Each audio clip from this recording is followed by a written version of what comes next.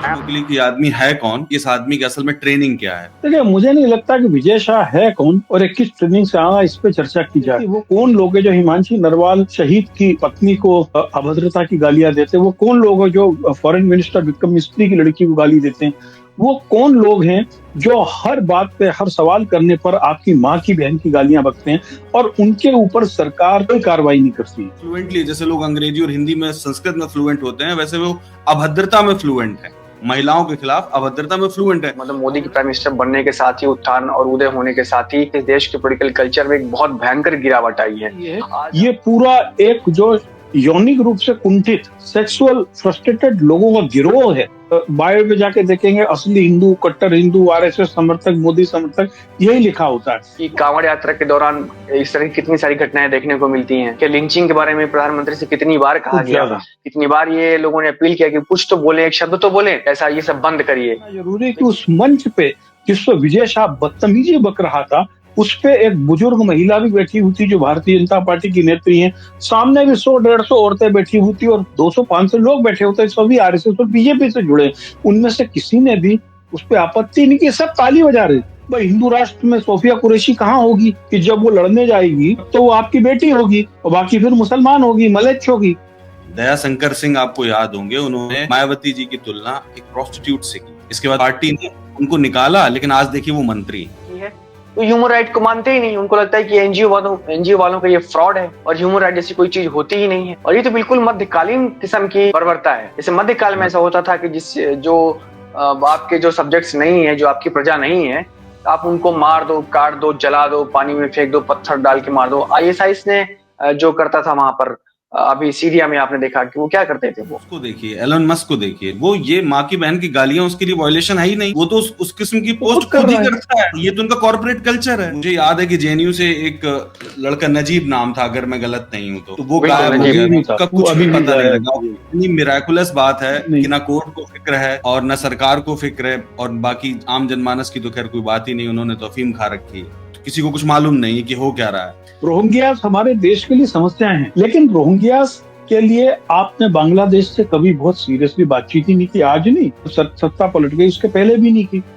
Myanmar के शरणार्थी पिछले 2 साल से मिजोरम में रह रहे हैं, उनके लिए भारत सरकार पैसा दे रही है, उनके बच्चे स्कूल में जा रहे हैं और वहां की डेमोग्राफी गड़बड़ हो गई है।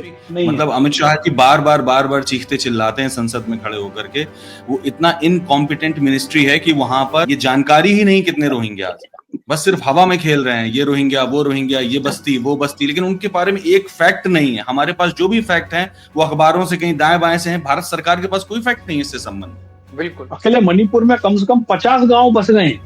तो चीन से हमारे कितने भी अच्छे व्यापार हो जाएं, ना हो जाएं, चाहे झूला झूले चाहे ना झूले, चाहे जो है अडानी से वहां कितने भी समझौते करवा ले, वो अडानी कितने भी गिफ्ट दे आए शी जिनपिंग को, चीन की ये हरकतें बदस्तूर जारी हैं पिछले 60-70 सालों से। और उसके पीछे जो बुनियादी बात ये है कि एशिया का खलीफा चीन अपने आप को मानता है। उसकी वजह ये थी कि माओ त्से-तुंग का कोई कभी नहीं था नेहरू के आगे। वर्ल्ड पॉलिटिक्स में, वर्ल्ड ग्लोबल मंच पर माओ त्से-तुंग नेहरू के आगे बहुत छोटा था। वो हाइट में भी नहीं छोटा था, वो हर चीज में छोटा था। उसकी 2 कौड़ी की औकात थी।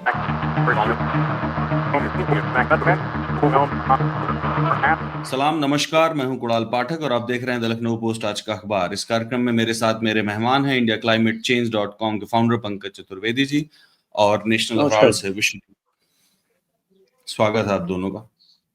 पंकज जी, खबर की शुरुआत कर्नल सोफिया कुरैशी वाली खबर से करेंगे, जिसमें जो मध्य प्रदेश के मंत्री हैं विजय शाह, उन्होंने घटिया भाषा का इस्तेमाल किया। मैं बोलना भी नहीं चाहूंगा किस भाषा का इस्तेमाल किया उन्होंने, लेकिन सबसे अच्छा ये कि मध्य प्रदेश हाई कोर्ट ने उनके खिलाफ एफआईआर दर्ज करने का आदेश दे दिया है। मैं बस इतना जानना चाहता हूं अपने दर्शकों के लिए कि आदमी है कौन और जिस भाषा का इसने इस्तेमाल किया है, तो उससे ये लोगों को जानना चाहिए कि इस आदमी की असल में ट्रेनिंग क्या है, ये किस ट्रेनिंग से आता है।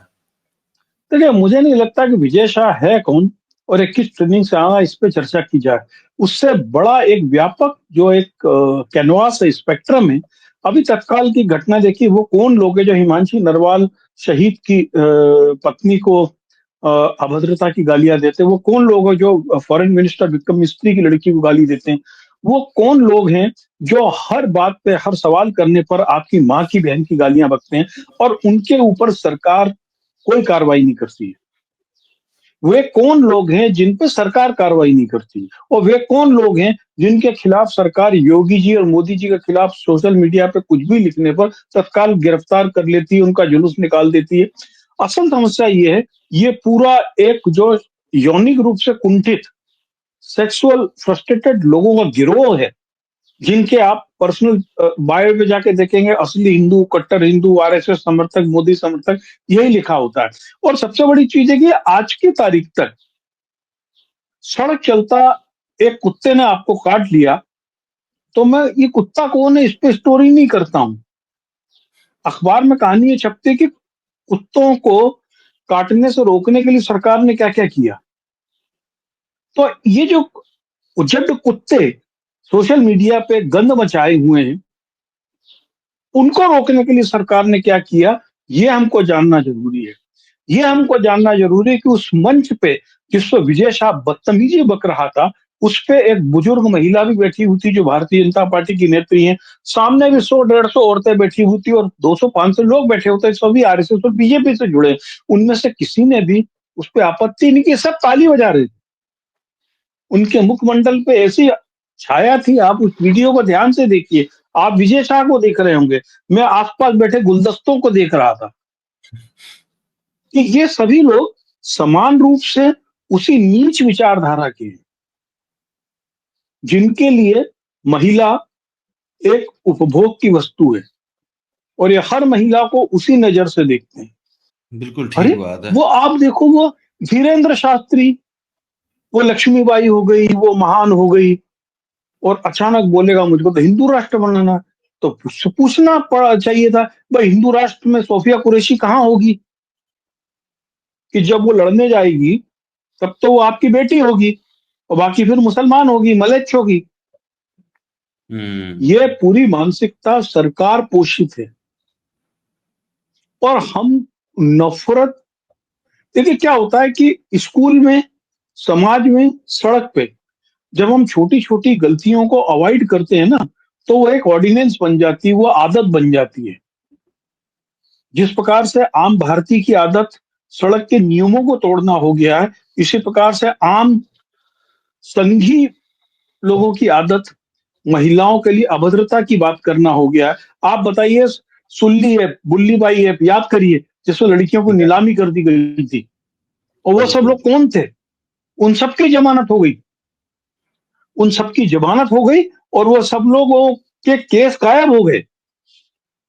क्या उनकी जरूरत नहीं थी? आज 5-5 साल हो गए उनको टाइम बॉन्ड, आपने 6 महीने में यदि सजा दे दी होती तो लोग सुल्ली और बुल्ली भाई ऐप पे चर्चा नहीं करते।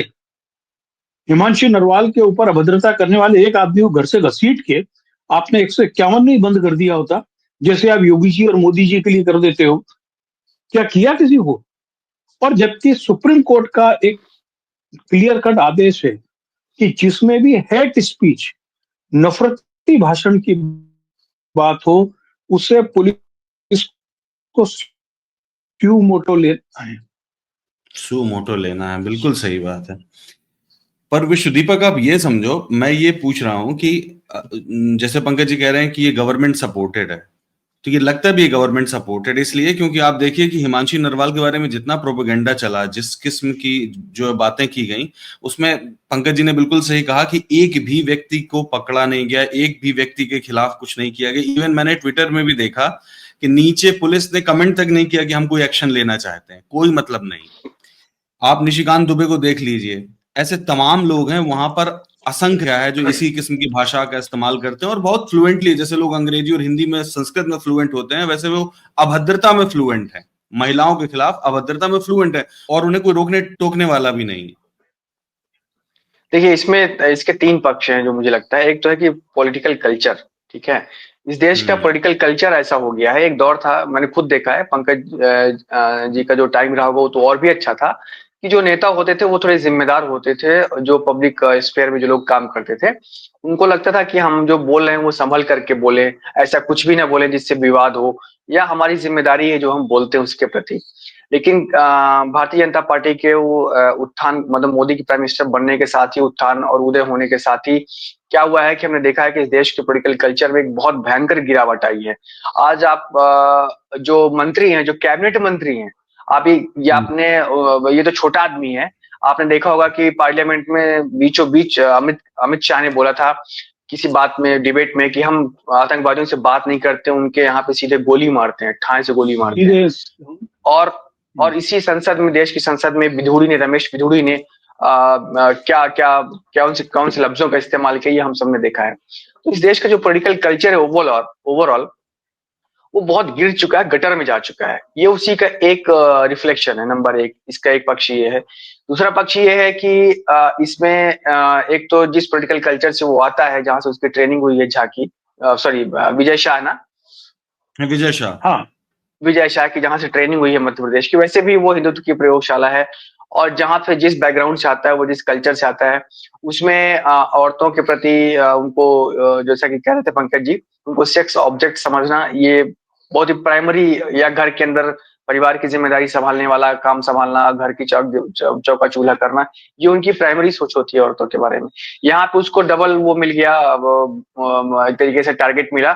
एक तो औरत, दूसरा मुस्लिम, दोनों चीजें उसको मिल गई यहाँ पर। आप कल्पना करिए कि सोफिया चौधरी की जगह कोई सोफिया सिंह होती, क्या वो करता ऐसा? नहीं करता। और हमने देखा भी कि व्योमिका सिंह भी तो थी उसी प्रेस कॉन्फ्रेंस में, उसने उसके बारे में एक शब्द नहीं बोला, क्योंकि वो मुस्लिम है, मेनली उसकी आइडेंटिटी मुस्लिम की है और स्त्री है, इसलिए उसको जो है अब और ज्यादा उसको ताकत मिल गई है बोलने के लिए। और ये बात सच है कि भाई ये सारी की सारी जो कैंपेन्स हैं, ये सारा कुछ जो है सरकार के द्वारा फैन किया जाता है, उनको जो है प्रोटेक्ट किया जाता है, और उनको ऐसा वातावरण तैयार किया गया है कि वो आराम से करते हैं। अब आप याद करिए कि कांवड़ यात्रा के दौरान इस तरह की कितनी सारी घटनाएं देखने को मिलती हैं। ठीक है, लिंचिंग के बारे में प्रधानमंत्री से कितनी बार कहा गया, कितनी बार ये लोगों ने अपील किया कि कुछ तो बोले, एक शब्द तो बोले कि ऐसा ये सब बंद करिए। लेकिन जब देश में जो है टॉप उसमें बैठे हुए लोग, जब उनकी एक मौन खामोश प्रकृति रहती है, तो सड़क पे ये सब होता है, ये उसी का नतीजा है। मुझे ऐसा लगता है विश्व मैं दीपक, इसमें थोड़ा सा एक सेकंड, मैं थोड़ा विश्व दीपक को स्लाइटली एक जगह करेक्ट करूंगा। दुर्भाग्य यह है कि विजय शाह आदिवासी परिवार से आते हैं, और निमाड़ में जो आदिवासी, खासकर भील और भिलाला ही है वहां पे औरतों का समान अधिकार है। अच्छा, बिल्कुल मातृसत्तात्मक समाज है वहां का। हाँ, लेकिन समस्या ये है कि ये पिछले 40 साल से बीजेपी और आरएसएस से जुड़े हैं, और हुआ ये है कि मालवा निमाड़ इलाके में बीजेपी ने और आरएसएस ने लंबे समय से केवल इस चीज के लिए काम किया कि वहां के जो भील और आदिवासी थे उनको बोला कि तुम आदिवासी बाद में हो, पहले हिंदू हो। जो प्रयोग गुजरात में हुआ था, गुजरात में आपको ध्यान हो कि आज भीलों को इन्होंने हिंदू बनाया था और 2002 को दंगे में लूटपाट और उसके लिए इस्तेमाल किया था। क्योंकि जो भील ट्राइब्स हैं, बेसिकली आपको याद होगा कि जितने भी बड़े अंग्रेजों के समय मैसेकर्स हुए, उसके अंदर भील ट्राइब्स की जो सेना थी उसको अंग्रेज आगे रखती थी। जैसे गांव लूटना है, बर्तन तोड़ना है, ठीक है। तो उन्होंने क्या किया कि उनकी जो ये युद्ध की प्रवृत्ति है उसको आरएसएस में ढाल के हिंदुत्व में घुसेड़ दिया। तो इसमें क्या हुआ कि जो उनके आदिवासी चरित्र था, वो आदिवासी चरित्र को इन्होंने नष्ट कर दिया। ये दुर्भाग्य ये है इसमें। जी बिल्कुल सही बात है। और मैं विश्व दीपक से एक बात और कहना चाहूंगा कि आप जैसे कह रहे हैं ना कि वो उसकी जगह, मतलब व्योमिका सिंह को क्यों नहीं कहा उन्होंने, तो मैं ये कह रहा हूं कि मुस्लिम बाद में, महिला पहले, इनके लिए ये महिलाओं को समझना पड़ेगा। आपको याद होगा 2016 दयाशंकर सिंह, आपको याद होंगे, उन्होंने मायावती जी के बारे में, मायावती जी की तुलना एक प्रोस्टिट्यूट से की थी। इसके बाद पार्टी ने उनको निकाला, लेकिन आज देखिए वो मंत्री। मेरे कहने का मतलब ये है कि हमें ये समझना है कि क्या ये वास्तव में कोई कल्चर है वहां पार्टी का, इस किस्म की कोई ट्रेनिंग होती है, और इस किस्म की चीजों को क्यों बढ़ावा मिलता है वहां। आखिरकार ऐसे लोगों को पार्टी से हमेशा के लिए क्यों नहीं हटा दिया जाता जो 50% आबादी के बारे में घिनौनी सोच रखते हैं। घिनौनी छोड़िए सर, आप ये देखिए कि बृजभूषण सिंह ने तो सरेआम असॉल्ट किया। हाँ। और उसने किसी छोटे मोटे का नहीं किया, कि किसी अनमोल लड़की का, कमजोर लड़की का। ओलंपिक देश के लिए जो गोल्ड मेडलिस्ट लाने वाली लड़कियां हैं, गोल्ड मेडल लाने वाली लड़कियां, उनके साथ उसने हैरेसमेंट का काम किया। इसके बाद भी वो पार्टी में बना हुआ है। तो आप क्या करेंगे इसका? ये इनका चरित्र है। इस देश के लोग समझे तो अच्छा है, ना समझे तो यही बिल्कुल बिल्कुल। अब आप देखो ना, ये इसके हरकतों अंदर महिला में फिर एक थोड़ी सी असहमति है। वो मुस्लिम थी इसलिए उसके बाद ऐसा किया, ये मत कहें आप। विक्रम मिस्त्री की नहीं, मैं ये बेटी कह को रहा था उन्होंने, कि मुस्लिम होने से उनको उनको टारगेट करने दोगुना का लाभ एक मिल गया। और बहाना मिला, है बिल्कुल ना, ये हाँ कहना चाह रहा था मैं। हिमांशी नरवाल को उन्होंने, एक्चुअल क्या है, ये छुट्टा सांड है, हम्म ये छुट्टा सांड है, ये निरंकुश हो गए हैं। अब इनकी निरंकुशता का एक उदाहरण और नहीं दिखेगी कि कल आगरे में महाराणा प्रताप जयंती के उपलक्ष्य में कथित करणी सेना के लोग जुड़े। हम्म उपेंद्र राणा आगरा में फरार है रिकॉर्ड में। जब वो वहां पर आया तो पुलिस को लड़कों ने खदेड़ दिया और उपेंद्र राणा फरार हो गया। तो ये जो पुलिस है पैर में गोली मारने वाली, ये व्यक्ति और लिंग देखकर और जात देखकर, धर्म देखकर सब कुछ करती है। उपेंद्र राणा के समय तो उनका असला ही बाहर नहीं निकला भाई। तो मैं एक उदाहरण आपको बता रहा हूं कि इनका जो चरित्र है वो ये है कि जो इनसे असहमत हो। और एक चीज मैं कुणाल यहाँ पे और जोड़ना चाहूंगा कि इसमें सबसे ज्यादा निराशाजनक जो रवैया है वो एक्स के एडमिनिस्ट्रेशन का है। मैं पिछले 10 दिन में कम से कम 5 एक्स पोस्ट को कंप्लेंट किया, जिसके अंदर लिटरली माँ की बहन की गाली पूरी साफ साफ लिखी हुई है। और उसकी कंप्लेंट के बाद में हमारे पास आता है कि हमने, we do not find any violation of standard of X in this post. नहीं, बिल्कुल सही कह रहे होंगे वो। पंकज जी, आप बात समझिए, आप उसको देखिए, एलन मस्क को देखिए, जो उनका सीईओ, उसको देखिए। वो ये माँ की बहन की गालियां उसके लिए वायलेशन है ही नहीं। वो तो खुलेआम उस किस्म की वायलेशन नहीं पोस्ट है, खुद कर, वो तो उस किस्म की वो खुद पोस्ट कर खुद ही रहा है। करता है। हाँ इलॉन मस्क खुद करता है, बिल्कुल। हाँ, ये तो उनका कॉर्पोरेट कल्चर है। ये तो उनका कॉर्पोरेट कल्चर भारत में घुसा दिया उस आदमी ने।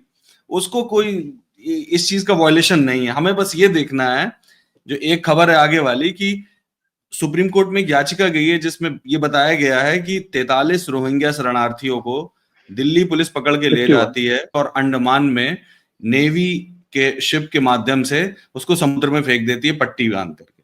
उसमें महिलाएं भी शामिल हैं, उसमें बुजुर्ग शामिल हैं, उसमें कैंसर पेशेंट शामिल हैं, कैंसर उसमें कई पेशेंट, किस्म के लोग शामिल हैं। बिल्कुल। तो एडोलसेंस तो है, ये 14-16 साल के बच्चे। तो ये याचिका सुप्रीम कोर्ट गई है। हो सकता है कि इसमें कोई सब्सटेंस हो और हो सकता है कि ना भी हो, पंकज जी। नहीं, ऐसा नहीं है। उसमें हाँ, सस्पेंस है, तभी सुप्रीम कोर्ट की रजिस्ट्रेशन ने एक्सेप्ट कर लिया। यदि उसके एक्सेप्ट अंदर कर कोई लिया। तथ्य नहीं तो सुप्रीम कोर्ट में रजिस्ट्री में ही नहीं आता। और उसकी नेक्स्ट सुनवाई 31 जुलाई की लगाई है। उस प्रकरण में आप देखिए कि ये अवैध रोहिंग्या नहीं है।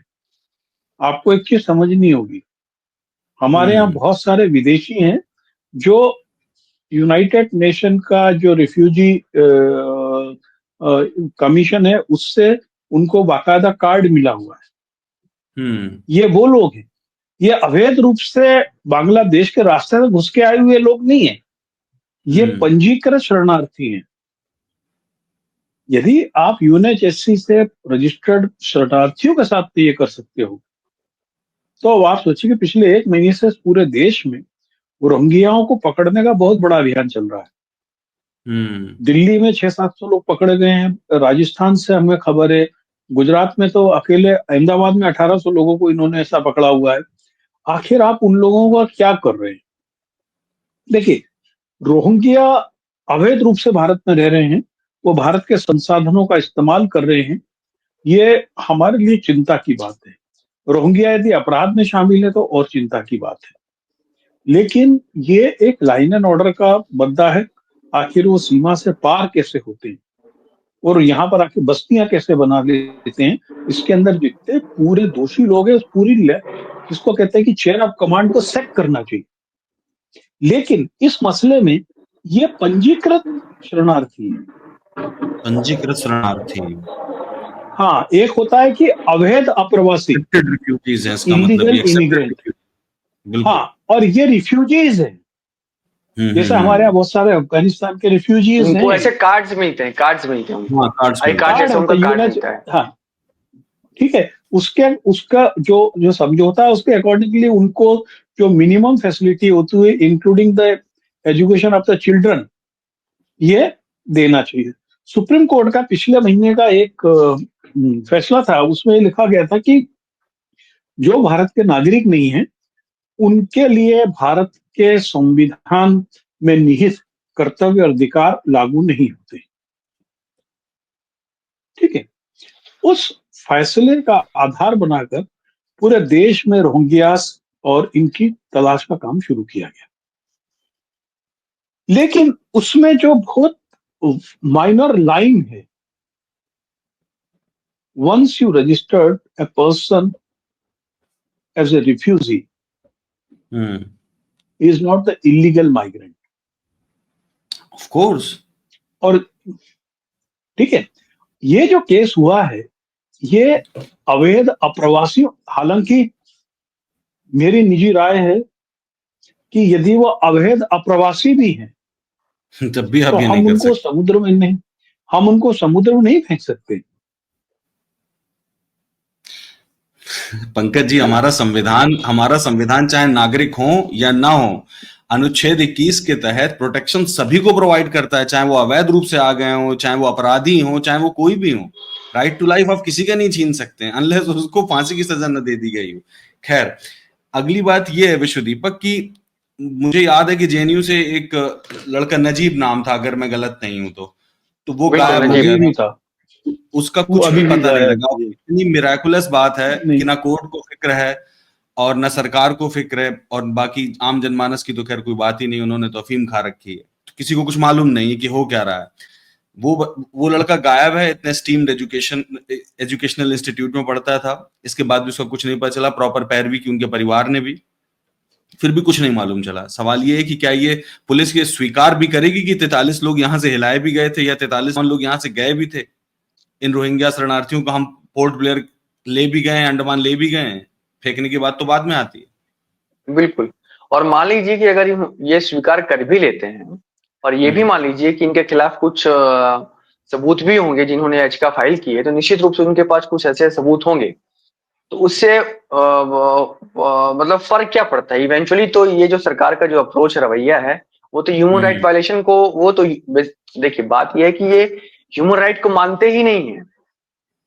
ह्यूमन राइट्स को नहीं, चाहे वो उनके, चाहे वो रोहिंग्या के ह्यूमन राइट हो, चाहे आपके हों, हाँ, चाहे हिमांशी नरवाल के हों, चाहे हिमांशी नरवाल के हों, बस फर्क ये है कि आप क्योंकि यहाँ के नागरिक हैं तो थोड़ा सा आपके मामले में कुछ कुछ रियायतें, जो सिस्टमेटिक रियायतें, वही मिलेंगी आपको। जहां तक बात उनके कंसिडरेशन की है, उनकी अंडरस्टैंडिंग की है, तो ह्यूमन राइट को मानते ही नहीं। उनको लगता है कि एनजीओ वालों का ये फ्रॉड है और ह्यूमन राइट जैसी कोई चीज होती ही नहीं है।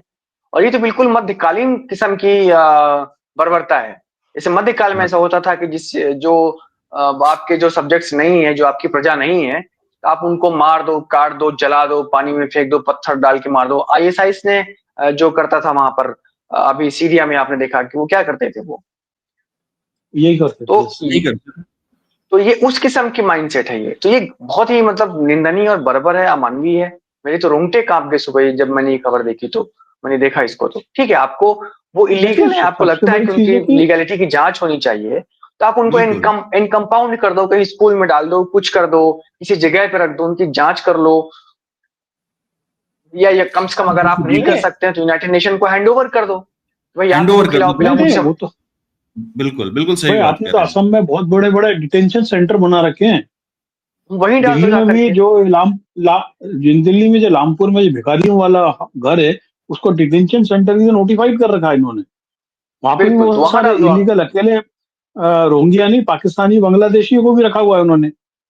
देखिए, सबसे बड़ी चीज मैं आपको बताऊं, इसके अंदर जो पूरी घटना को आप देखते हैं तो ये किसी 2 या 4 व्यक्ति की मर्जी से किया गया कुकृत्य नहीं है।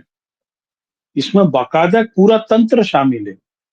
वो जहाज नौसेना का था या तटरक्षक बल का था, ये सब चीजें जो है, यानी ऐसा नहीं है कि मैंने या आपने या दिल्ली पुलिस का कोई सिपाही बोलते कि इनको सबको जहाज पे चढ़ा के पटक दो तो वो लोग तैयार हो जाएंगे। इसमें पूरा तंत्र काम कर रहा है।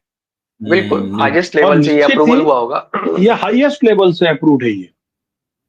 तो देखिए, रोहिंग्यास हमारे देश के लिए समस्याएं हैं, लेकिन रोहिंग्यास के लिए आपने बांग्लादेश से कभी बहुत सीरियसली बातचीत ही नहीं की, आज नहीं, जब सत्ता पलट गई उसके पहले भी नहीं की, क्योंकि रोहिंग्या हमारे यहाँ सीधे कहाँ से आ रहे हैं, रखाइन प्रांत है, वहां से कहां से आ रहे हैं। और यदि आपको सभी शरणार्थियों को पटकना है तो 46,000 म्यांमार के शरणार्थी पिछले 2 साल से मिजोरम में रह रहे हैं, उनके लिए भारत सरकार पैसा दे रही है, उनके बच्चे स्कूल में जा रहे हैं, और वहां से वहां की डेमोग्राफी गड़बड़ हो गई है।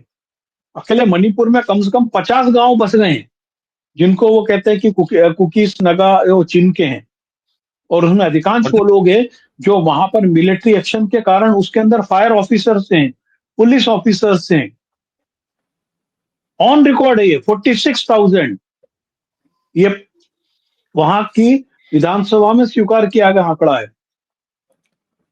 तो हम रोहिंग्या के लिए ये करेंगे। भारत में इस समय कम से कम 5,000 ऐसे हिंदू परिवार है पाकिस्तान के जिनको सीए के अंतर्गत अभी नागरिकता भी नहीं मिली है, वो भी है यहाँ पर। इसमें एक छोटी सी बात मैं जो जोड़ूंगा विश्व दीपक, वो ये कि हम बार बार मतलब भारत में लोग इस किस्म की बातें करते हैं कि अवैध रोहिंग्या हैं, या मान लीजिए रिफ्यूजी रोहिंग्या भी हैं, और तमाम अवैध प्रवासियों की बातचीत होती है। पर सोचिए आरटीआई दायर की गई और उनके माध्यम से ये पता भी नहीं चल पाया, भारत सरकार को ये पता ही नहीं है कि भारत में कितने अवैध प्रवासी रह रहे हैं। भारत सरकार को नहीं पता। होम मिनिस्ट्री मतलब अमित शाह जी बार बार चीखते चिल्लाते हैं संसद में खड़े होकर के, वो इतना इनकॉम्पिटेंट मिनिस्ट्री है कि वहां पर ये जानकारी ही नहीं कितने रोहिंग्या, बस सिर्फ हवा में खेल रहे हैं, ये रोहिंग्या वो रोहिंग्या, ये बस्ती वो बस्ती, लेकिन उनके बारे में एक फैक्ट नहीं है। हमारे पास जो भी फैक्ट हैं वो अखबारों से कहीं दाएं बाएं से हैं, भारत सरकार के पास कोई फैक्ट नहीं है इससे संबंधित। बिल्कुल बिल्कुल बिल्कुल, क्योंकि उसका कोई रिकॉर्ड ही नहीं, कोई मैकेनिज्म ही नहीं है, हाँ कोई सर्विलेंस सिस्टम ही नहीं है, कोई सेंसस ही नहीं हुआ है। यही बात, ये सरकार जो है इस किस्म की है जिनके पास में आप राष्ट्रीय आंकड़े बोल रहे हैं, स्थानीय आंकड़े नहीं। अभी आज की 2 घटनाएं बता रहा हूं जो कल की है मध्य प्रदेश की, जो आपको राष्ट्रीय अखबारों की सुर्खियां होना चाहिए लेकिन नहीं है।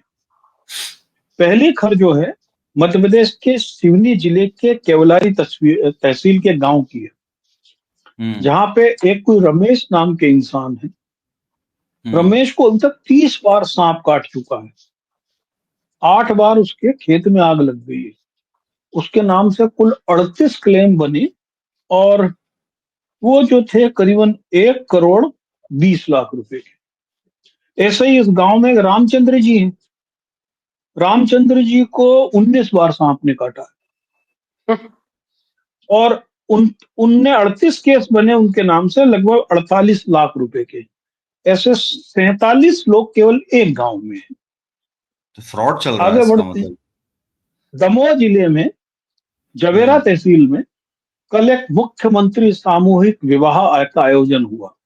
वहां हर जिले में होता है और वो उसमें फिक्स होता है कि जिनकी शादी होगी उनको मुख्यमंत्री की ओर से पूरा बर्तनों का सेट दिया जाएगा और नगद पैसे दिए जाएंगे, और उसमें बाकायदा खाना होता है लोगों का, सामूहिक पंडित होता है। उसमें कल 1413 जोड़ों की शादी हुई, और 1413 जोड़ों में से 14 जोड़े ऐसे भी थे जिनकी असली शादी हुई है। अधिकांश के 2-2 बच्चे थे। शादी जब हो रही थी तो साथ में बच्चे बैठे हुए थे, जब किसी की शादी हो गई तो वो लोग, दूल्हा किसी के साथ चला गया, दुल्हन किसी के साथ चली गई।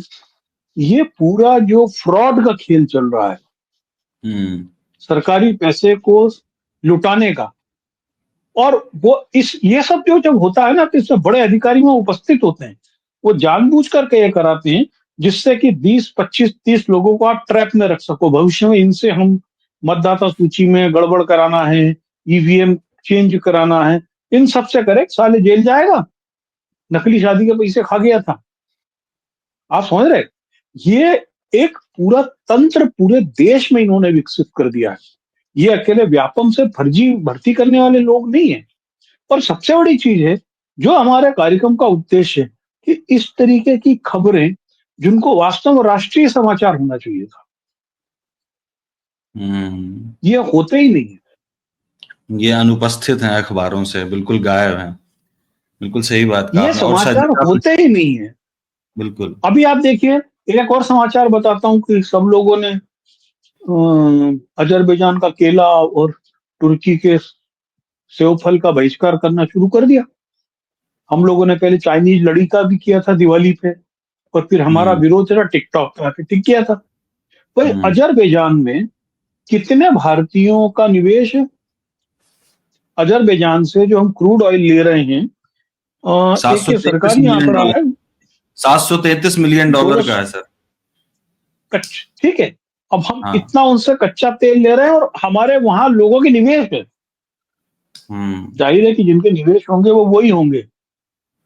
और सबसे अच्छी बात ये पंकज जी कि अगर अजरबैजान की कमर तोड़नी है, अच्छा A2 है, तो अजरबैजान की अगर कमर तोड़नी है तो सबसे अच्छा है कि इंपोर्ट ऑफ ऑयल बंद कर दिया जाए। 7.5% जो जितना वो अजरबैजान ऑयल एक्सपोर्ट करता है उसका 7.5% अकेले भारत के पास आता है। तो भारत इंपोर्ट करना बंद कर दे, आपको एक चीज और बताऊं। अजरबैजान वो देश है विश्व का, वो ऐसे चुनिंदा देशों में से जिसके साथ में भारत के कल्चरल एक्सचेंज के रिश्ते हैं। कल्चरल एक्सचेंज के रिश्तों में होता ये है कि इसे बाकू में बुक फेयर होता है, तो इंडिया के लोग अपनी किताबें प्रस्तुत करने जाते हैं, तो उनका जो स्थानीय हॉस्पिटलिटी और सब होती है वहां की गवर्नमेंट अफोर्ड करती है, और वहां के लोग आते हैं तो हम करते हैं। बहुत सारे ऐसे देशों के साथ में कल्चरल एक्सचेंज के रिलेशन है, लिमिटेड देशों के साथ। अजरबैजान से आज से नहीं है, जैसा मुझे याद है कि आज से कम 10 साल पहले भी उस समय मेरे एनबीटी के जो कुलीग थे वो अजरबैजान जाते थे। तो एक विचार करने की बात भी है कि अजरबैजान को आखिर पाकिस्तान का साथ देने की क्यों जरूरत पड़ी, वो भी भारत की शर्त पे, जो दुनिया की सबसे बड़ी डेमोक्रेसी है, दुनिया की सबसे बड़ी अर्थव्यवस्था है, दुनिया का सबसे बड़ा हथियार चलाने वाला है, दुनिया की सबसे बड़ी सेना है, और दुनिया का सबसे बड़ा लोकप्रिय प्राइम मिनिस्टर हमारे पास में। आखिर क्यों हुआ ऐसा? चलो तुर्की से तो हमारी नफरत मान लिया कि तुर्की से तो हथियारों का सौदा पाकिस्तान का है, वो बहुत ज्यादा वहां पर उनको एक मुस्लिम राष्ट्र बनने की चिंता लग रही है, जबकि तुर्की से भारत के जो कल्चरल रिलेशन थे वो खिलाफत आंदोलन के हैं। हाँ है, तो पर ये पर बिल्कुल है, पर अब ये सोचिए कि ऐतिहासिक रूप से ये मतलब काफी सालों से, मैं कम से कम 2 दशक तो देख ही रहा हूँ कि तुर्की बार बार पाकिस्तान के समर्थन में आ जाता है और भारत का विरोध करता है। विश्वदीपक, अगर मैं गलत हूं तो आप बताइए। दूसरी बात ये कि बात सिर्फ तुर्की और अजरबैजान की नहीं है, बात चीन की भी है। आप देखिए ना कि अभी अरुणाचल प्रदेश में कर क्या रहा है, अरुणाचल प्रदेश में वो जगहों के नाम बदल रहा है। भारत की बार बार कह रहा है कि अरुणाचल प्रदेश हमारा है, हमारा रहेगा, अभिन्न हिस्सा है और ये निर्विवाद है, इस पर कोई डिस्प्यूट नहीं है। लेकिन हमने देखा कि लद्दाख में पेंगोंग सो लेक में उसने क्या किया, धीरे धीरे करके हमको 2 फिंगर पीछे ढकेल दिया। यही अरुणाचल प्रदेश में भी हो सकता है, लेकिन हमारे पास कोई रणनीति नहीं। देखिए ऐसा है कि इसको थोड़ा सा ऐसे देखिए कि अजरबैजान और ये टर्की का जो मसला है, ये मुस्लिम वर्ल्ड की थोड़ी सी इंटरनल पॉलिटिक्स भी है, इसमें शामिल है। ठीक है। जो अरब देश हैं जिसमें से कि सऊदी अरब और यूएई खास तौर से, ठीक है, इनसे भारत के संबंध अच्छे हुए हैं पिछले सालों में। पहले से भी ठीक थे, खराब नहीं थे, लेकिन पिछले सालों में अच्छे हुए हैं। इसमें थोड़ी सी मोदी की पर्सनल एफर्ट भी शामिल है। और ऑन द अदर हैंड जो इस्लामिक वर्ल्ड है, जो इस्लामिक वर्ल्ड की जो इंटरनल पॉलिटिक्स है, उसमें टर्की जो है एक नया खलीफा बनने के लिए बहुत, एर्दोगान जो है वो मोदी का बाप है। जो प्रवृत्तियां मोदी की हैं, जो तानाशाही इनकी है, इन सब मामलों में जो ह्यूमन राइट वायलेशन जिसकी आप बात कर रहे हैं, हम लोग कर रहे थे, ठीक है, जो अल्पसंख्यक है उनको रौंद देने की जो प्रवृत्ति है, वहां की जो ऐतिहासिक इमारतें उनका नाम बदल करके उसको इस्लामिक कर देने की जो प्रवृत्ति है, इन सब मामलों में मोदी जी का बाप है। अभी मोदी जी को सीखना है एर्दोगान से। तो बेसिकली इसके पीछे उसके 2 मकसद हैं पाकिस्तान का समर्थन करने के पीछे टर्की के, कि एक तो उसको इस्लामिक वर्ल्ड का खलीफा बनना है, जिसमें से उसको सऊदी अरब को पीछे करना है और दिखाना है कि इस्लामिक वर्ल्ड का खलीफा मैं हूँ, दादा मैं हूँ, तुम नहीं हो। और टर्की क्यों पीछे रहे भाई? पैगंबर तो सऊदी अरब क्यों पीछे रहे? जहां से इस्लाम शुरू हुआ है, पैगंबर जिन्होंने शुरुआत की वो तो सऊदी अरब के ही थे, तो क्लेम उनका बनता है। तो एक तो लड़ाई ये है, क्योंकि भारत के संबंध सऊदी से अच्छे हैं, तो पाकिस्तान के खराब है, तो नेचुरल है कि टर्की जो है पाकिस्तान का साथ दे रहा है। तो एक चीन की पॉलिटिक्स ये है। जहां तक बात अजरबैजान की है, तो अजरबैजान में भी वही है, वो टर्की का जो है प्यादा है, और उसके पीछे जो है जो अलाइनमेंट है वो यही है, टर्की, पाकिस्तान और अजरबैजान। और इसके पीछे जो एक वो जो मुस्लिम ब्रदरहुड वाली फीलिंग है पूरे दुनिया में, इस्लामिक कट्टरपंथ की, वो उसके पीछे वो थोड़े सेंटीमेंट वो भी हैं। तो ये तो एक अलग चीज हो गई। अब बात आती है चीन की।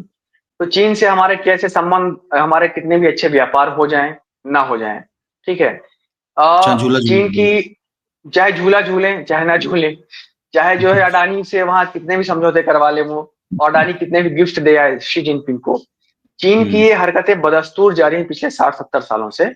और उसकी उसके पीछे जो बुनियादी बात ये है कि एशिया का खलीफा चीन अपने आप को मानता है। और ये बात माओ से तुंग के समय से शुरू हो गई थी। आपको मतलब शायद ध्यान नहीं होगा कि माओ से तुंग गांधी को, नेहरू को हिट करता था, वो नफरत करता था, उनको पूंजीवाद का दलाल तक मानता था। इस लेवल तक वो नफरत करता था वो। उसकी वजह ये थी कि माओ से तुंग का कोई कभी ही नहीं था नेहरू के आगे। वर्ल्ड पॉलिटिक्स में, वर्ल्ड ग्लोबल मंच पर माओ से तुंग नेहरू के आगे बहुत छोटा था। वो हाइट में भी नहीं छोटा था, वो हर चीज में छोटा था, उसकी 2 कौड़ी की औकात थी। तो नफरत करता था नेहरू से, गांधी से, कांग्रेस से, ठीक है।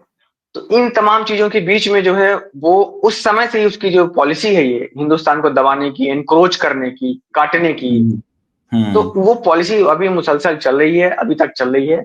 और पाकिस्तान पहले जो है अमेरिका का क्लाइंट स्टेट था, प्यादा था, ठीक है। आजकल वो चीन की गोद में बैठा है, और चीन पाकिस्तान के जरिए इस तरह की तमाम हरकतें कर रहा था, आज भी कर रहा है, आगे भी करेगा। अभी हमें देखना है कि हम कितने अपनी तैयारी करते हैं, सामरिक रूप से, मिलिट्री के रूप में, स्ट्रेटजी के रूप में, तकनीक के रूप में, और इकोनॉमी के रूप में। क्योंकि मेरा मानना है कि अगला जो बड़ा संघर्ष होगा, ये लड़ाई तो भारत और पाकिस्तान की थी ही नहीं, ये लड़ाई हुई थी भारत और चीन की, जिसका जो है प्लेग्राउंड जो है थिएटर पाकिस्तान बना, जिसमें से थोड़ा सा दिखाई पड़ा कि किसके पास कितनी ताकत है। आने वाले समय में आप देखेंगे कि हो सकता है 2 साल, 4 साल, 10 साल, 20 साल लगे, लेकिन भारत और चीन के बीच एक मेजर कॉन्फ्लिक्ट होगा। उसमें उसके लिए मेरा मानना है कि भारत को तैयारी करनी चाहिए, और सरकार कोई भी हो, चाहे बीजेपी की हो चाहे कांग्रेस की हो, उसका फोकस इस बात पे होना चाहिए कि चीन के साथ हमें लड़ना होगा एक दिन। तो हमारी तैयारी चीन के लिए होनी चाहिए, और इसके लिए जो संभव हो सके वो करना चाहिए। और सबसे अच्छी बात ये भी रहेगी, जैसे आपने बताया सऊदी अरेबिया के मामले में मोदी जी के पर्सनल एफर्ट बहुत ज्यादा है, आपने कहा। तो मुझे लगता है कि अगर 10 सालों में वो अपने पर्सनल, अगर कभी रहते हैं मान लीजिए सत्ता में, और अपने पर्सनल एफर्ट वो बनाए रखते हैं, तो जैसे ये हुआ ना आपकी बार ट्रंप सरकार, और फिर फाइनली ट्रंप ने क्या किया, तो पर्सनल एफर्ट से अच्छा है कि वो विदेश नीति को फॉलो करें, प्रॉपर विदेश नीति के साथ जाएं, विपक्ष को साथ में रखें, तब तो ठीक है। वरना अगर वो पर्सनल लेवल पर हाथ मिलाएंगे और गले मिलेंगे तो उससे कुछ होने वाला नहीं है, नुकसान ही होगा। ट्रंप देखिए कितना नुकसान कर रहा है। एक दिन पहले भारत ने पॉइंट वाइज हर एक पॉइंट पर यह साबित किया, बताया कि किस तरीके से उसने सीज फायर किया, क्या नहीं किया। विदेश मंत्रालय ने अपने तरीके से बताया। अगले दिन फिर से ट्रंप फिर से बोल देता है, 5वीं 6वीं बार बोल देता है कि मैंने करवाया सीज फायर। वो आदमी रुकने को भी तैयार नहीं है। ये पर्सनल एफर्ट ही है। ये अगर ये मोदी जी पर्सनल एफर्ट जारी रखेंगे अपने, तो इस किस्म की घटनाएं घटती रहेंगी, और भारत को शर्मसार होना पड़ेगा। पंकज जी, देखिए मोदी की कमी है, इसमें कोई दो राय नहीं है। इसमें तो ऐसा सब अखबारों में छप गया, उसके अंदर कोई इस पर चर्चा करना कोई मायने नहीं है। मैं एक बस सूचना देना चाहूंगा कि हमारे जो विजय शाह, जिससे आपने बातचीत शुरू की थी, तो चूंकि हाईकोर्ट ने 4 घंटे का समय दिया था मध्य प्रदेश सरकार को मुकदमा कायम करने में, तो कल इंदौर देहात के मानपुरा थाने में रात में 23:27 में 11:30 बजे मुकदमा कायम किया गया, और ऑन रिकॉर्ड अब मंत्री जी फरार हैं। लेकिन अभी दिल्ली में सुप्रीम कोर्ट में एक advocate on record Shantanu Krishna, उसके थ्रू उन्होंने अग्रिम जमानत की अर्जी लगाई है। जो किनको मिल जाएगी न्याय के हिसाब से मिल जाएगी, न्याय उनका अधिकार है। मुझे ऐसा लगता नहीं है कि यदि कोई ऐसी बेंच हुई इनको बेल देगी, क्योंकि एफआईआर हाईकोर्ट के इंस्ट्रक्शन पे हुई है। हालांकि जिन धाराओं में दायर हुई है वो है 152 बीएनएस और 196 1B और 197 1C ये सब अवेलेबल है, थाने से इनमें जमानत हो जाएगी। अब मुझे ज्यादा लीगल मसलों की जानकारी नहीं, पर हाँ ये है कि अगर सुप्रीम कोर्ट ना दे तो बहुत अच्छा है, लेकिन आमतौर पे देखा यही गया है कि जिसके पास ताकत है, पैसा है, पहुंच है, वो इसमें अपना इंतजाम कर लेता है। इस समय क्या है कि सबसे अच्छी चीज है, बेला त्रिवेदी ने कोर्ट आना बंद कर दिया है। उनका 10 जून का रिटायरमेंट है, तो वो पहले से आना बंद कर दिया है। और गवई के आने के बाद में थोड़ा सा चेंजेस आए हैं, कुछ न कुछ ऐसी उम्मीद एटीट्यूड करनी चाहिए, बिल्कुल तो है। हाँ, बिल्कुल। लेकिन उसमें यही है कि शायद सुप्रीम कोर्ट कुछ भी नहीं करेगी इसमें, उससे बोलेगी कि आप सीधे सुप्रीम कोर्ट मत आओ, हाई कोर्ट जाओ, जो एक हाई कोर्ट जाओ, बिल्कुल। टेक्निकल टर्म होती है। तब तक मंत्री जी अपना लीपा पोती की तैयारी कर लेंगे, रात में 11:30-12 बजे थाने जाएंगे, बयान दर्ज कराएंगे और वहां से जमानत पाके निकलेंगे। जमानत पाके निकल जाएंगे। लेकिन शर्मनाक ये है, मोहन भागवत और मोहन यादव दोनों ने आज की तारीख तक उसको मंत्री पद से नहीं हटाया। ये तो गरिमा का विषय है। सर मंत्री पद हटाना छोड़िए, आप ये डरिए और भगवान से प्रार्थना कीजिए कहीं ऐसा ना कि उसका प्रमोशन हो जाए, डिप्टी सीएम न बना दे। हाँ, उसको तो प्रमोशन की यही योग्यता है, वहां तो प्रमोशन की यही योग्यता है ना कि आपने आपका प्रोफाइल बायोडाटा में कितने बिल्कुल कितने दंगे कराए आपने, कितनी बार तलवारें चलाई, कितने लोगों को आपने भद्दी बातें की, कितने मोबिलाइजेशन किया आपने, वहां पे तो प्रमोशन का यही क्वालिफिकेशन है। यही सही कह रहा हूँ। आप ट्रम्प के बारे में कुछ बोल रहे थे विश्वदीप? मैं यही कह रहा था कि देखिए ट्रम्प जो है बहुत ही अनप्रेडिक्टेबल कैरेक्टर है। ट्रम्प का जो बिहेवियर है, जो मर्क्यूरियल बिहेवियर है उसका, ये जो उसका जो फॉरेन पॉलिसी के मसलों पे उस तरह की बेवकूफाना हरकतें करता है, ये वो केवल भारत के संदर्भ में नहीं, वो हर जगह यही कर रहा है। खुद अपने देश के बारे में कर रहा है, खुद अपने देश के बारे में कर रहा है। आपको याद होगा कि ओबामा ने ईरान के साथ न्यूक्लियर डील की थी, 2016-17 की बात है या 18 की बात है। जब ये आए तो वो ये उस न्यूक्लियर डील से हट गए, पीछे हट गए। ये अब ये कह रहे हैं कतर से, अब ये कतर से रिक्वेस्ट कर रहे हैं कि तुम ईरान को समझाओ ताकि हम न्यूक्लियर डील कर लें आपस में। बिल्कुल, तो वो बिल्कुल पागल और सटका हुआ आदमी है। और आप ये सोचिए कि कौन आदमी है सर इस दुनिया में, कौन ऐसा आदमी है जो राजनीति में है और जो जुलानी से हाथ मिलाएगा पब्लिकली। आप जुलानी से कोई डील कर रहे हो बैकडोर से, जो सीरिया का अलकायदा का वांटेड टेररिस्ट था, जिसके ऊपर आपकी सरकार ने ही $10 मिलियन का इनाम रखा था, जिसने सीरिया में कत्लेआम मचा रखा है इस समय, उससे कौन आदमी मिलेगा सेन, जिसके दिमाग में थोड़ी सी बुद्धि बची होगी, सेन माइंड होगा कम से कम। ठीक है, हम मानते हैं कि सरकारें बैकडोर से डीलिंग करती है, तुम बैकडोर से डीलिंग करते हैं, वो तो खुलेआम पब्लिकली मिल रहा है उससे, उसकी तारीफ कर रहा है, is a very tough guy, very is a fighter, is a very handsome tall guy, ये सब बोल रहा हूँ। अब सोचिए कि वो किस लेवल का आदमी है। वो इस कार्यक्रम को खत्म करें, ट्रम्प देखा जाएगा क्या करते हैं।